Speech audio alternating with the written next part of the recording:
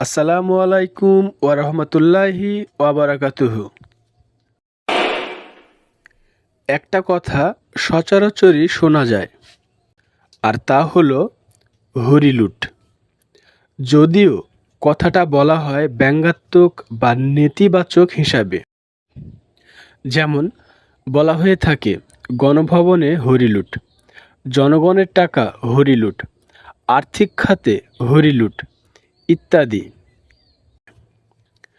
আজকের ভিডিওতে হরিলুট আসলে কী এবং বাস্তবতার আলোকে এর সম্পর্কে বিস্তারিত জানব।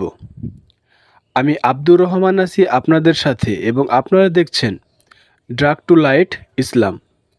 তো চলুন মূল ভিডিওতে। আর আমার চ্যানেলে যারা নতুন তারা সাবস্ক্রাইব করতে ভুলবেন না।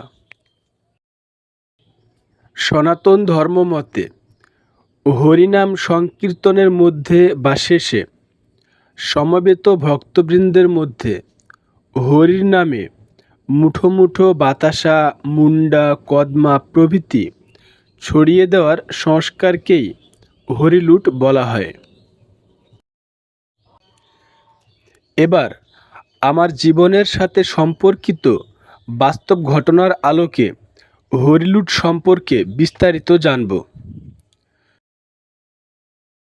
শৈশব এবং কৈশোরে দেখেছি, যখন আমি হিন্দু ছিলাম, বিশেষ করে বৈশাখ মাসে প্রায় প্রতিদিন আমাদের গ্রামের কোনো না কোনো বাড়িতে হরিলুট অনুষ্ঠিত হতো। প্রথমত যে বাড়িতে হরিলুট অনুষ্ঠিত হবে সেই বাড়ির কর্তা বা বয়োজ্যেষ্ঠ ব্যক্তি বিকালে গ্রামের সকল বাড়িতে গিয়ে বিনীতভাবে হরিলুটের নিমন্ত্রণ দিয়ে আসতেন। সন্ধ্যার পরে উক্ত বাড়িতে শিশু কিশোর থেকে শুরু করে বয়োবৃদ্ধ সকল বয়সের ভক্তবৃন্দ সমবেত হতো।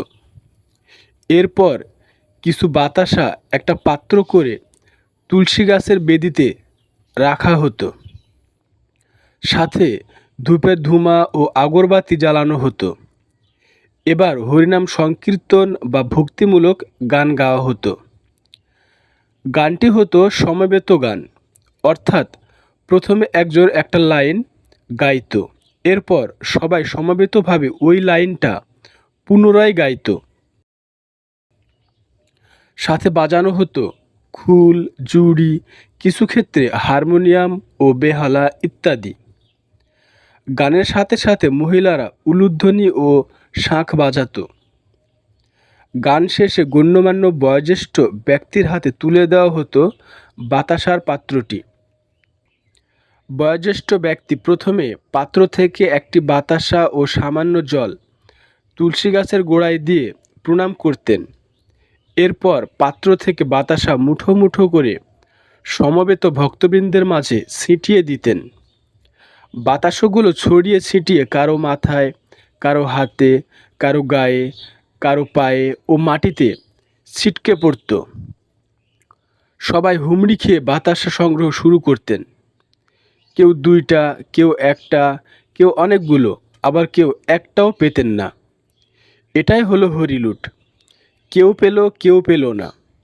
নিশ্চয়ই এমন সংস্কৃতি শিশুদের মনে নেতিবাচক প্রভাব ফেলে। হে আল্লাহ, সবাইকে সঠিক বোঝার তৌফিক দান করুন। আমিন।